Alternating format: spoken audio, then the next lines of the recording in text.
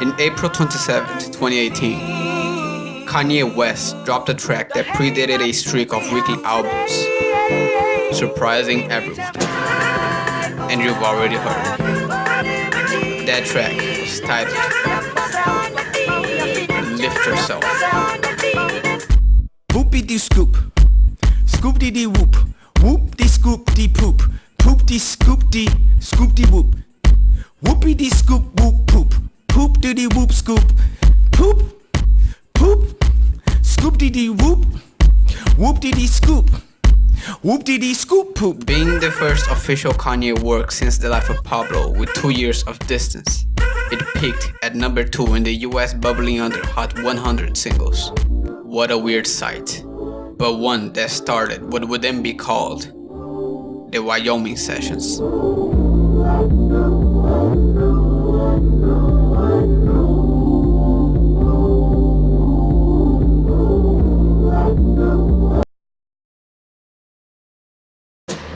Last weird would be Pusha T's Daytona, dropped in May 25th. A loud return since the silence of Darkest Before Dawn, the prelude, to start the streak of Kanye-related albums, pushing controversy just with the cover art, featuring Whitney's bathroom destroyed with drugs, a picture paid $85,000 just to be used as a cover, already kicking the record off with a bang.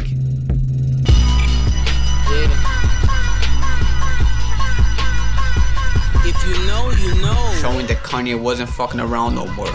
An album of which simplistic production reaches near perfection as the voice of Pusha T delivers more than compensating quality to the simple banger beats under them. Hands up, hands up, hands up, hands up. Benzes with gold diggers in them. Yeah. Mixing it all together, and you're in for an amazing 21-minute long session of just pure quality.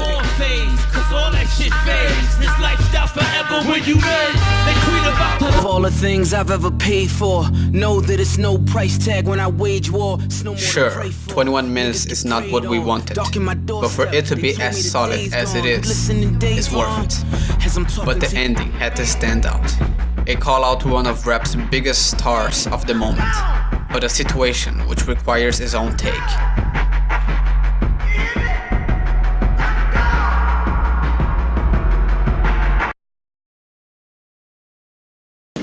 Time for the star to shine, as Ye dropped Ye in June 1st, 2018. The long-awaited, presumably in the works since 2016 under the name TurboGrafx-16, before being scrapped for Ye, with the cover art costing about 2 seconds to be taken on a plane from an iPhone camera. I guess costs had to be cut for that one. So why don't we start with some positive vibes? See, if I was trying to relate it to more people, I'd probably say I'm struggling with loving myself because that seems like a common theme. Kanye But shows that's a lot not of the case. self-confidence in the start, alongside some really bad thoughts. But the soft vibe wouldn't be all that this intro has to offer. Killing you today. Premeditated murder. It's a different type An album that was rules reworked for 2 we weeks obey. from scratch due to Kanye's mind being set to a better place We obey. that fails to show signs of desperate rushing for a scheduled release. A more self-defining, introspective, and personal Kanye in contrast to previous releases. And nothing hurts anymore. I feel kind of free. After 2 years of silence, a release that didn't brought back the sounds after 2010, but rather the classic from 04. For a Kanye project, 24 minutes only, although a short project, it pleads for its existence, and for having a sound that cannot be classified as disappointing, especially consider the time it took to be created. Friendships are important, but with an unstable friend like Kanye was to Kid Cudi, it was rough. So then Kanye brought Cudi back to the studio after some weirdly heated months of beef and a nice moment when it was ultimately squashed. Kanye and Cudi back together, not just for a feature in Ye, but for a full album and possible future collaborations as some kids that see ghosts. With the cover art made by Takashi Murakami, same artist of the Graduation cover, and designer of Kanye's persona, Rocket Bro. The art's abstract nature is shown in the album that starts with a showcase of a performance reminiscent of Lift Yourself, but making better use of Kanye's voice as instruments.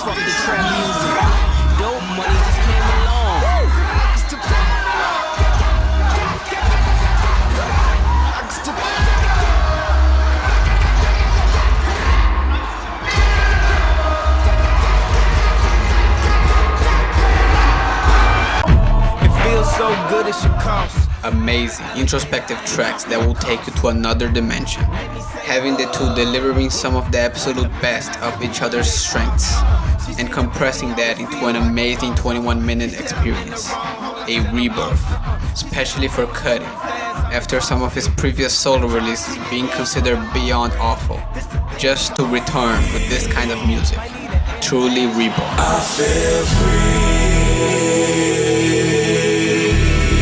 Free now. Put your motherfucking hand in the air right now. You feel free right now.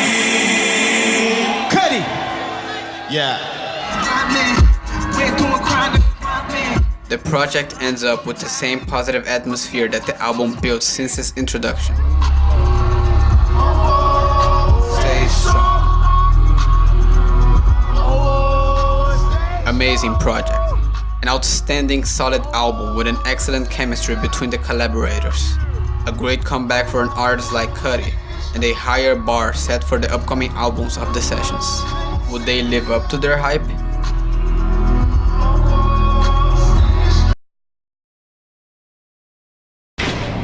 Can classic, Illmatic artists return to the spotlight? Well, QB veteran proved that yes, this can be the case, as Nas released Nasir in June 15th. Holding a live stream of the listening party in Nas's hometown, Queens, NY. 6 years since the release of Life is Good, the last album by the lyrical legend that is Nas. And although a reason to celebrate, it sadly had the messiest rollout, getting its tracklist rearranged from the reveal that happened 3 days before the album's release. And as previous albums, being somewhat delayed from the promised release date by a few hours, Kanye's release plans began to show its cracks. But what everyone wanted would come, one way or another. So then, what came wasn't for radio. Black Kemet gods, black Egyptian gods, summoned from heaven, blessed, dressed in only Goyard, homie go. No one should expect another Illmatic, as this album's biggest incentive to exist was Kanye's promise to Obama. But despite some compromises in other aspects, the album remains a more than decent quality to its content. I don't wanna hurt nobody, we just came here to party, see a few dames, exchange some names. I'm a top shot, the kids stay in your lane. The ghetto Othello the more. Oh my God, they speak venomous on the boy. Oh my Lord, my enemy is fear and I'm sure. Oh my God, they want the end of me cause I'm pure.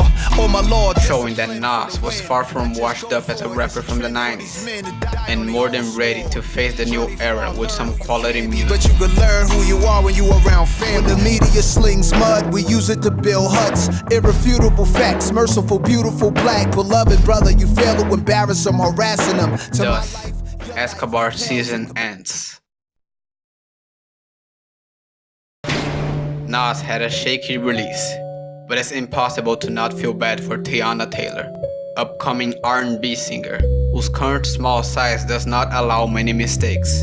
Yet due to mismanagement and the rush for Kanye's plan to be fulfilled, was met with such issues.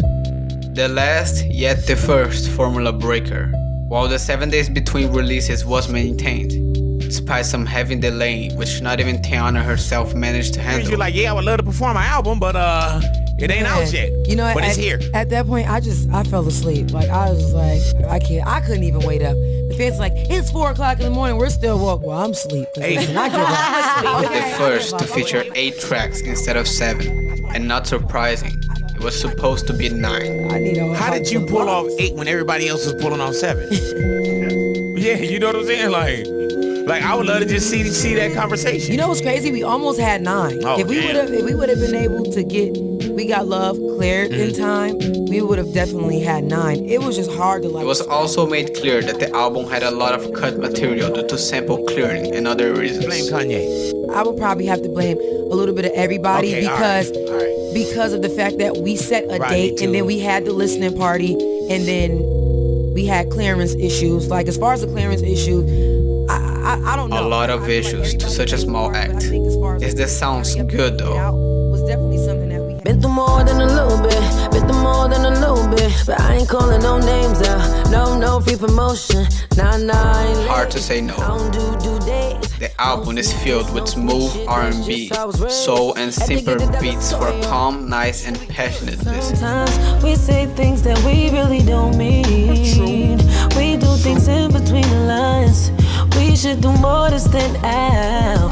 A lot of emotions to be dealt with throughout the whole joint, with a closer to light up the mood. Just sing the blues. I'm still with here tonight.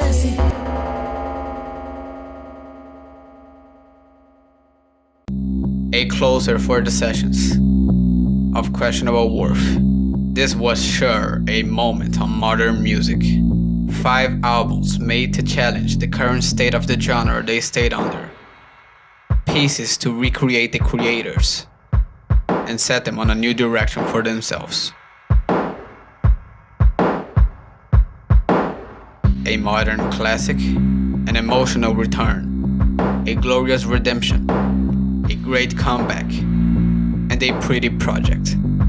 Good for everyone. 5 albums, 5 weeks, each around 20 minutes of fresh greatness, orchestrated by Kanye West. A busy month-long streak of pure hit after hit, mostly killer, no filler, and now a future filled with live performances of amazing songs and stories to be told. Some albums might have underperformed in comparison to the others or previous releases, but none reached a horrible or bad status. Nothing less than great. The product of pure dedication, effort, and passion from Kanye and all the artists, producers, and collaborators involved in the months that followed one of the worst moments for Kanye. A showcase of loyalty and trust. And with it, Kanye and the good music camp can now be free. And in regards to this video, You know what?